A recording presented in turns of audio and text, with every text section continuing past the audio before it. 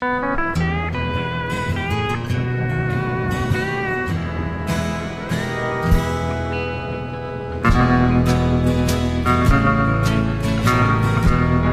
frequently asked, how do I get my horse to side pass? I want to side pass my horse. Well, there's a strategy involved there that's very simple that people tend to complicate. And as everything we do here, it has to do with pressure and release. This horse's life revolves around pressure and release.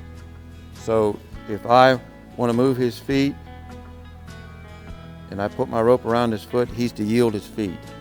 If I'm to give him pressure on my horseman's halter, pressure, release, pressure, release. Okay. Well, it's the same way on his sides. I'm going to ask him to side pass with my leg. So if I feel resistance when I ask him with my leg, the inner side of my leg to move over, then I'm going to have my spur that I put on his side to reinforce my leg. So I never want to use my spur to punish my horse if I can help it, or I never want to use my spur to provide impulsion if I can help it. Sometimes it's necessary, I understand, but primarily what I want to do is I want to use that spur to reinforce my leg only when he gives me resistance and use it for the purposes of guiding. Okay. So we got three spur or leg placements on a horse's side. We got up here by the front girth, spur place 1, in the middle is 2, and then back here by the girth is 3, okay? So if I want to move his shoulder that way, I bring my leg forward and I give pressure. See there, I moved his shoulder by the girth. If I want to move his hip, I come back here by the back girth, and I move his hip, okay? Now, if I want to move all 4 in a side pass, I split the difference between those two,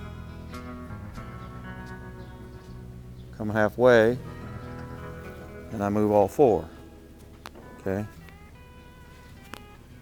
See, I move all 4. So this horse, I'll get over here and see better. This horse, okay, is very good. I can take my stick very softly, pressure, release, pressure, release. Move his hip, move his shoulder, move all 4, okay? So now, when we go to ride him, I'm going to use my spur just like I did the end of this stick, okay?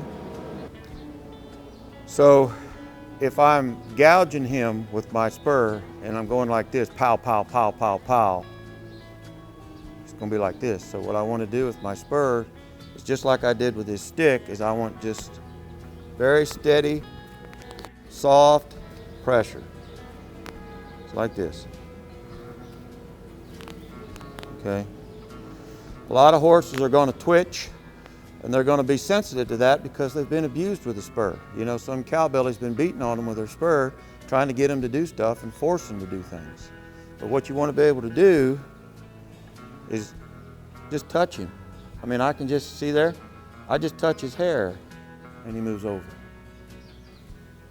Well, see, that's the beginning of doing special things on a horse's back. That if he will respond that softly and that willingly to you, you are preparing him to do very special things. But what you've got to understand as a rider, you've got to be responsible with that, and you've got to know how to use it. And use it sparingly. Don't overuse it. And don't get him dull to your legs and where he's not sensitive to all that.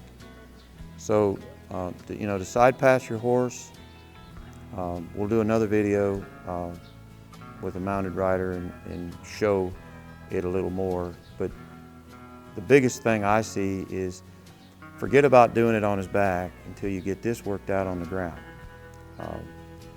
Because if you don't, it's just a quarrelsome, wrangling entanglement that it's a misunderstanding between horse and rider that usually gets into the horse rearing or get the horse anxious. You know, the purpose to a side pass is literally to open a gate. I mean, we walk up to a gate, we side pass over to the gate, we open the gate, and we side pass over, and we get through the gate and go through. You know, side passing has got other values, but primarily that's what I see it used the most for, is just opening and closing gates. If you got your horse conditioned properly, you shouldn't have to get off your horse to open gates. So, you know, keep that in mind, that it's pressure and release, it's about softness, and he's to move over willingly. If you've got to force him and pound him with that spur to move him over, that road goes nowhere. You know, you just got to pound harder tomorrow. So, you know, get your stick out and be very kind with it and very soft with it, and get him responding like that, like that. His eyes are soft, he's not wringing his tail.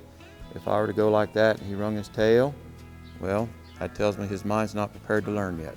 So we got to back up to some lower level steps. And I've got some other videos on that, you know, to condition his mind, and prepare his mind to learn.